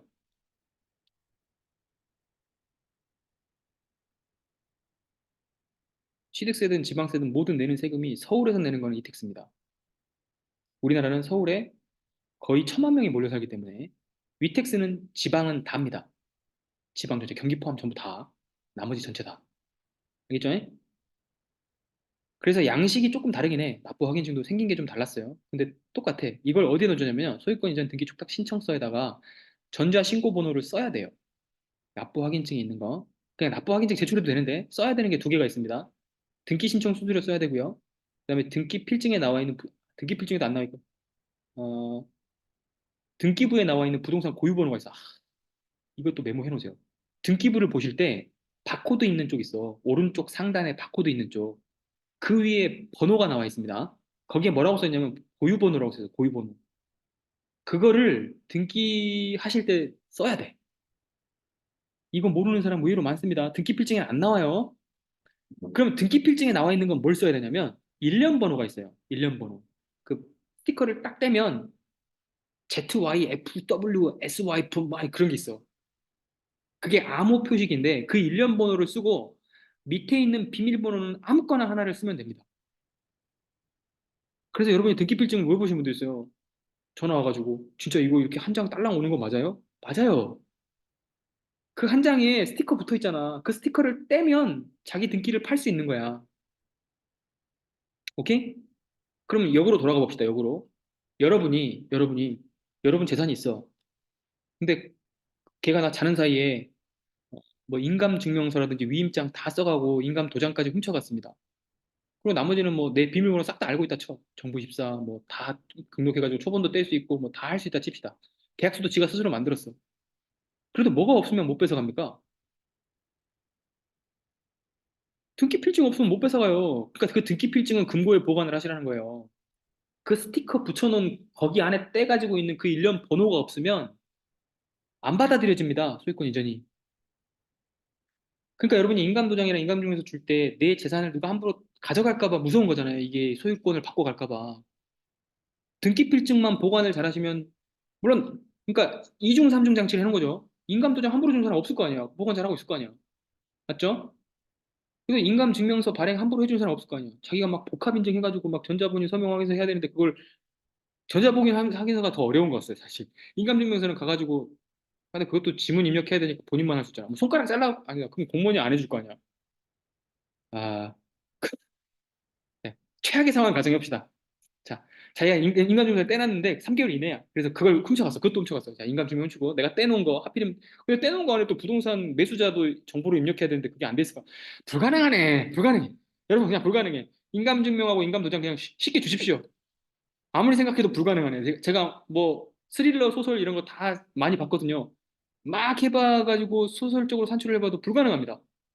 그래, 그게 다 됐다 치자, 어떻게. 뭐, 어떻게든 막 조작해가고 됐다 쳐. 그럼 등기 필증 일련 번호하고 비밀번호가 없는데 어떻게. 다 맞아 떨어져야 할 수 있다는 얘기예요. 아시겠죠? 그러니까 너무 사기꾼 무서워하지 마십시오. 그러니까 할 수가 없잖아요. 불가능. 뭐서 어떻게 알아? 이거 알았다 치자고. 알았다 쳐도 등기 필증 일련 번호 보관하세요. 이렇게 다르게 생겼어요, 서류가. 경매 것도 가져오려고 하다가 여러분 과부하 걸릴까 봐 두 개만 일단 가져왔습니다. 이런 식으로 생겼다는 거예요. 이런 식으로. 그래서 일반 매매할 때는 여기다가 하나 빼먹었다. 여기서 여기서 제가 뭘 빼먹었는지를 맞춰보세요. 이거 보정 명령 나옵니다. 보정하라고 나옵니다.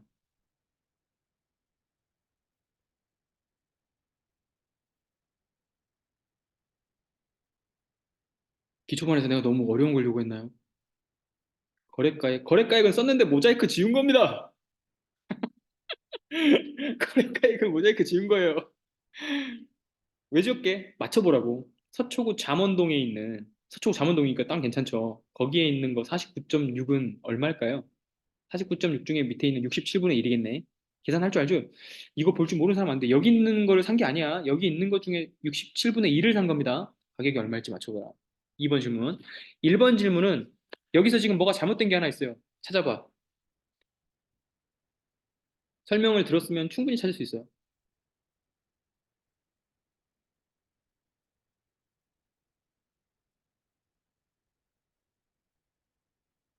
어이씨, 이거 잘못하고 있는 거 아니야?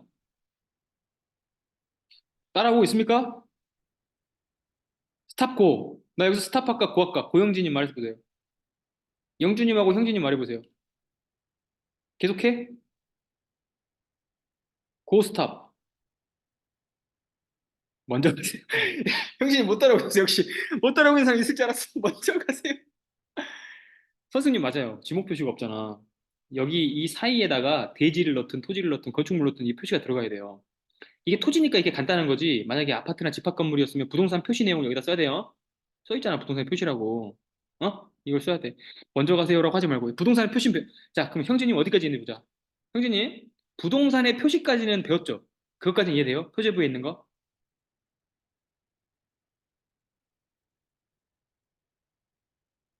형진님? 키키님? 이해되냐고. 잘. 아, 부동산의 표시는 부동산이 뭔지 설명을 해주는 거예요. 설명을 해주는 거. 그거를 여기다가 써야 돼. 아, 복습할게요. 좋아요, 좋아요, 좋아요. 먼저 가세요. 솔직해서 너무 좋았습니다. 여러 번 들어야 돼요, 진짜. 자, 오늘 내용은 여러 번 들으시면은 여러분이 등기를 칠 수 있습니다. 경매를 받아가지고도 뭐 혼자 매매를 하셔도 등기를 칠 수 있어요. 기초반에 이 정도는 알아야지. 좋아요. 아, 그리고 그럼 선생님 맞춰봐요. 선생님 지금 너무 잘하는 것 같아가지고 거래가액 맞춰봐요. 대략적으로 맞춰보는 거예요. 49.6에 67분의 1입니다. 그럼 0. 몇 되겠죠? 단순 계산하면 왜냐면 49가 안 되니까 1이 안 되지 않습니까? 0.5 이하일 것 같아요. 그럼 0.5제곱미터 잠원동 땅은 얼마 정도 할까요? 힌트, 도로입니다. 도로. 도로는 대지의 3분의 1 가격이에요.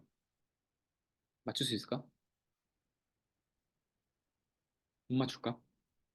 검색하지 말고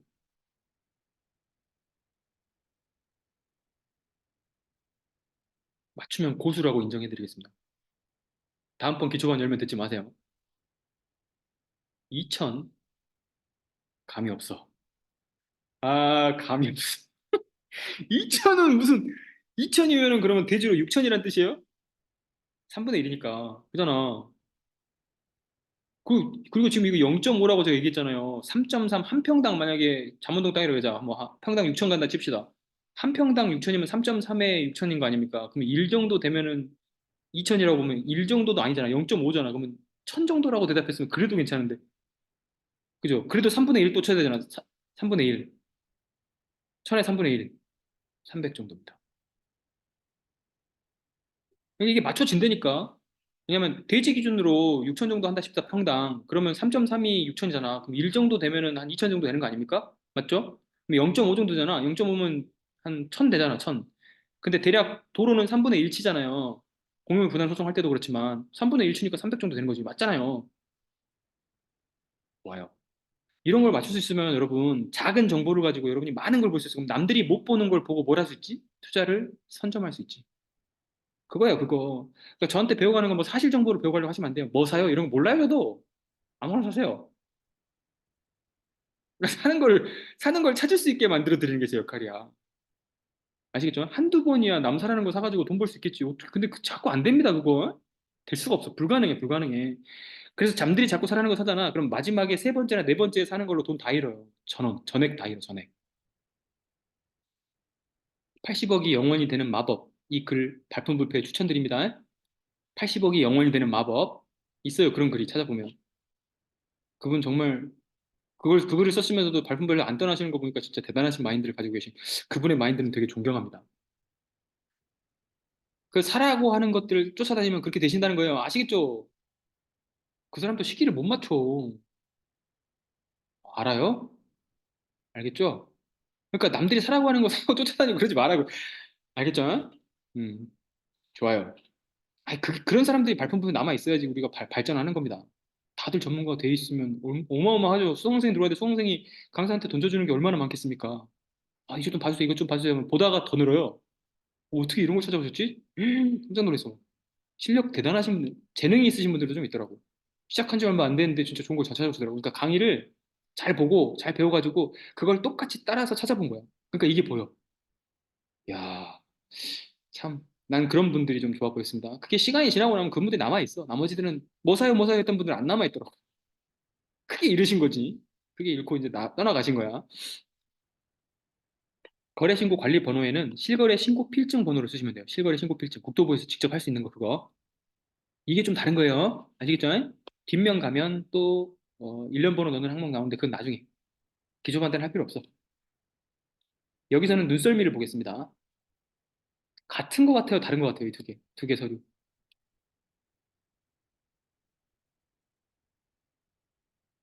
번지수 같아요. 같은 주소에 있는 겁니다. 그런데 두 개를 뗐어. 달라요. 오, 엔제주님, 뭐가 달라요? 나 금액이 달라요. 그러면 운다, 나, 진짜. 나 금액이 달라요. 그러면 과세 번호가 이씨. 그건 서류가 다른 뜻이잖아요. 아니, 그걸, 과세 번호 다른 걸로 서류. 아니, 뭐가 다른지를 찾아봐요. 뭐가 다른지. 과세 번호도 다르지. 다른 거 다 얘기해봐요. 그거 아닙니다. 다른 모양 찾기 그런 게임 아니에요. 좌우가 다른 거 찾기 그런 거 아닙니다. 뭐가 다른지를 제가 설명했던 거에서 찾아낼 수 있어요. 오늘 설명을 했어. 여러분이 가장 많이 실수하고 나중에 고수가 돼도 잘 모르는 거. 예, 말소 등록면허입니다. 좋아요. 선숙민이 진짜 이건 선생님은 친하게 지내시는 분들 있으면 따라다니면서 배우세요. 이분은 조만간에 가르칠 수 있는 실력이 됩니다. 이거. 지금도 충분히 가능하신 것 같은데 아시겠죠?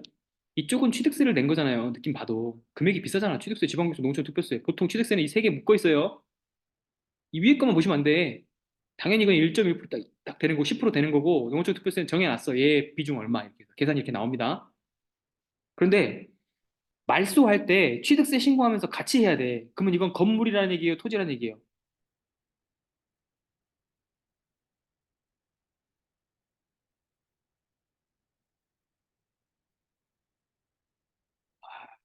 건물이라는 얘기예요.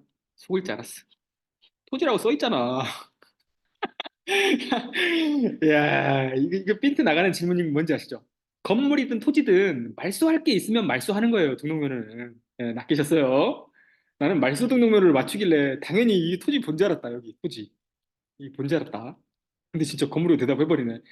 건물만 말소하는 게 아니고요. 등기부에 갑구든 을구든 내가 지우고 싶은 게 있으면 지우고 싶은 게 있으면 지우면 돼요. 그거를 등록해달라고 부탁하는 게 등록면허세야. 형제님이랑 영주님은 지금 말이 없어졌어. 지금 엄청 어려울 거야. 영주님 따라오고 있나요? 너무 많이 갔지, 내가. 기초반에 넣기 싫었어, 이거. 왜냐면 이거 실전반에서 이거 얘기해 주시면 막 어려워하시면서 막, 이런 것까지 몰랐다고 막 하시더라고. 자, 그냥 웃으시네요. 이 시가 하나 한 편이 생각이 납니다. 왜 사냐건 웃지요. 네가 뭘 알겠냐, 뭐 그런 거죠. 할 수 있어요! 우리 할 수 있습니다. We can do it! 그런데 제가 좀 멈췄어야 돼요. 그냥. 멈췄어야 돼. 그러면 지금 이해하신 분들 두 분. 나무로 창을 내지 마. 북으로 창을 내십시오. 북으로 창을 내. 자, 이 문학으로 이 선문답을 하고 있네요, 또. 좋아요. 이거 케미가 잘 맞는데, 오늘. 거의 띵띵님 수준인데, 이 정도면. 자, 보시겠습니다. 말소 건수 몇 건?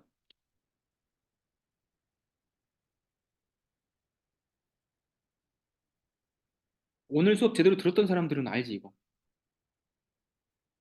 손가락이 지금 네 건이라고 하신 거예요? 봐봐, 내가 헷갈리지 않았다니까, 진짜. 금액 봐요, 금액. 등록 변호세 얼마야? 12,000원. 그럼 2로 나누면 6,000원이라는 얘기잖아요. 왜 4로 나누고 있어? 그럼 밑에 주방객세 2,400원 어떻게 할 건데?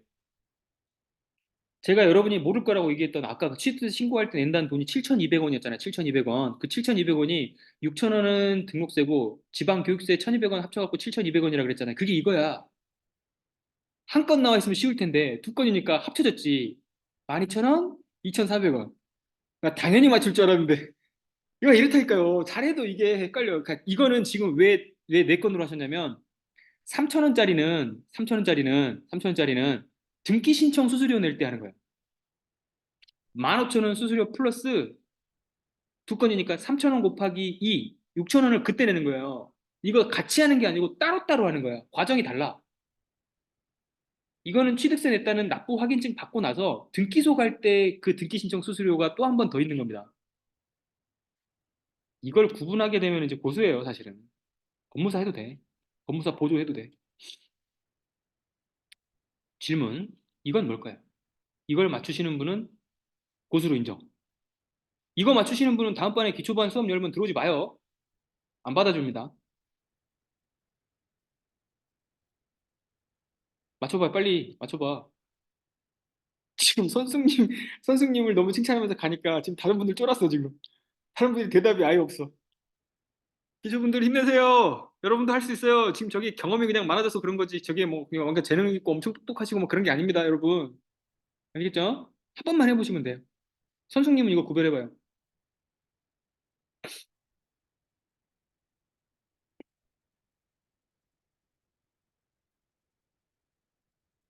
위에 취득세 냈잖아요. 취득세 냈는데 왜 또 내냐고.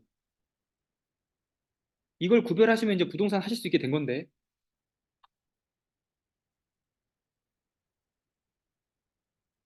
제발 맞춰라. 응원합니다. 정답! 여러분 취득세 중과하는 거 있잖아요. 법인으로 산 거야, 법인으로. 법인으로 건물을 사니까 취득세가 중과됐어. 근데 중과됐잖아. 중과잖아, 중과. 중과는 특별법이잖아요. 법안 개정을 따로 한 거 아닙니까? 다주택자를 죽여버리려고. 원래 낼 세금이 있는데 원래 낼 세금에다 추가로 너 더 내 이런 거 아닙니까? 추가로 더 내니까 추가로 나오는 거야, 취득세가. 이거 기억하고 계셔야 돼요. 그래서 법인 12% 취득세 내시는 분들은 원래 낼 1.2%낸 다음에 플러스 한 세금을 또 내는 겁니다, 이렇게. 그 취득세가 두 번이에요, 두 번.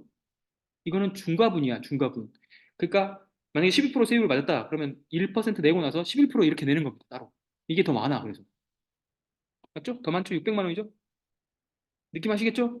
그러니까 지금 법인으로 뭐 사시거나 하시는 분들, 매매사업자로 만약에 뭐 부가세 내버리거나 하시면 세금은 부동산과 뗄 수 있다, 없다? 절대 없다. 부동산 수익은 사실 세금을 안 내는 거에서 찾아지는 겁니다. 그러니까 여러분은 반드시 뭘 찾으냐면 공부를 하실 때 거꾸로 가시는 거야. 매매사업자는 어떻고 임대사업자는 어떻고 블라블라블라 이렇게 배우지 말고 거꾸로 가는 거야. 비과세라고 해놓고 찾는 겁니다. 비과세가 아니면 최소 낼 수 있는 거 있잖아. 이를테면 1억 이상이면 48%막 이렇게 내야 되는데 그 48% 말고 이거를 깎아낼 수 있는 방법 이런 그러면 법인이 나오고 매매사업자가 나오고 부가세 빼고 뭐 주택 83 이하로 사야 되고 뭐 이런 게 나와. 그러니까 여러분은 비과세를 공부하세요. 그런데 내가 지금 여기서 제일 유리한 여러분의 포지션, 초보에서의 포지션은 뭐냐? 한시적 1가구 2주택 제도를 활용하라는 거예요. 그러면 1년에 한 건씩 거래를 하잖아? 계속 비과세야. 죽을 때까지. 그런데 1년에 한 건 아니지, 두 건이지. 왜냐면 팔고 바로 사야 되니까. 팔고 사야 되니까. 팔고 사면 다음 연도에 그 앞에 있던 주택이 다시 2년이 돼 있고, 다시 1년이 돌아가면 이게 또 2년이 돼 있고, 다시 돌아가면 또 이게 2년이 돼 있잖아요.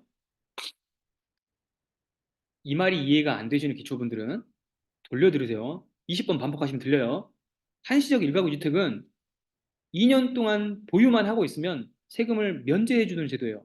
그런데 한시적이잖아. 한시적. 2주택을 갖고 있을 수가 있는 거예요. 왜냐면 나는 집을 산 이유가 앞에 거를 팔고 팔 시간을 충분히 가진 다음에 옮길 거야. 나는 투자할 목적이 아니야. 이런 거거든. 그러니까 기준 조건은 1년이 지나야 돼. 그러니까 하나 주택을 샀다. 두 번째 주택을 살 때 1년이 지난 다음에 사야 돼. 그러니까 날짜를 잘 봐야 돼요. 그러니까 내가 등기부에 소유권 등기 일자를 잘 보라 그러잖아요. 이거는 이 한시적 일가구 주택 경매가 아니라 이거 하는 사람한테 날짜는 엄청 중요해. 이 날짜보다 하루라도 전에 사거나 같은 날짜에 사도 안 됩니다. 다음 날짜에 사야 돼. 앞에가 7월 18일에 있으면 7월 19일 날 사야 됩니다. 그래서 매매를 한두 달 전에 하니까 잔금 날짜를 그대로 맞춰놔. 기준도 잔금일 기준이에요. 여러분이 갖는 소유권의 모든 변동 일자는 계약 일자 기준이 아니고 잔금 납부의 기준입니다. 잔금 납부 날짜의 기준이야. 자, 맞춰놨어. 그럼 잔금 납부 이때 했네? 7월 19일이야. 그러면 얘 샀고 얘도 갖고 있었으니까 2주택이죠, 지금. 그런데 국가에서는 이거를 투기로 보지 않겠다는 거야. 한시적 1가구 2주택이야. 그러죠? 그러면 이대로 1년이 다시 흘러요. 1년이 흘면 요 앞에 걸 팔 수 있지, 이제 2년 됐으니까. 그럼 7월 19일에 맞춰서 또 하나를 계약을 해서 사놓는 겁니다. 그러면 얘는 세금을 내요, 안 내요? 얘 안 내잖아. 얘 비과세야. 그럼 이 비과세 한돈으로 얘 잔금을 쳐. 그죠? 그리고 하나를 더 사는 거예요. 단지에서 계속 같은, 자기가 좋은 단지를 생각했으면 그 단지의 아파트를 또 하나 사는 것도 괜찮은 방법이에요. 오케이? 그리고 시간이 흘러, 다시. 1년이. 그리고 이제 앞에 게 비과세잖아. 얘를 팔아. 그럼 돈이 점점 늘어나네, 계속. 그럼 그 돈 합쳐 또 더 좋은 걸 사, 이걸. 그럼 또 2주택이네? 다시 1년 지나. 이렇게 10년 가보세요. 그러면 여러분이 10건을 거래한 거야, 벌써. 매매 차익이. 그렇게 올려가시면 1급 제한으로 들어갈 수 있지 않을까요? 계산상으로는 그런데 귀찮아서 안 하십니다. 1년 안에 다 그만두시고. 하시는 분 있을까요, 없을까요? 있습니다. 하시는 분들이 살아남는 겁니다. 그래서 여러분이 여러 사업자를 고려하시고 막 한 방에 여러 개 늘리기보다 알짜인 것들을 이런 식으로 늘려가는 것도 굉장히 간판하고, 그럼 난 전국을 사요? 아니. 자기가 좋아하는 단지 있을 거 아니에요. 신사임당 같으면 마포구에 있는 어떤 자기 아파트 단지 하나만 샀다며. 마포 레미안 푸르지오인지 모르겠는데. 그거 단지 하나 샀으면 다음 년도에 그거 하나 사고 그거 돈 합쳐가지고 다시 하나 산 다음에 이렇게 늘려가는 거예요. 전세 끼고 사고 해가지고. 전세 껴도 됩니다. 전세 껴도 돼, 이거. 이거는 한 200번 설명한 것 같아요. 2000번 설명했나? 그죠? 오늘 너무 오래 했는데? 괜찮으세요? 안 지쳐? 지치지 않아? 고? 스탑? 준비한 거 다 해? 고고. 좋아. 늦게 오신 분들이 지금 고고 하고 있어요. 지금 앞에 일찍 와서 대기하고 있을 때 영주님이랑 지금 죽을 입장에 지금 유진님이랑 막 미치겠어 지금. 먼저 가세요.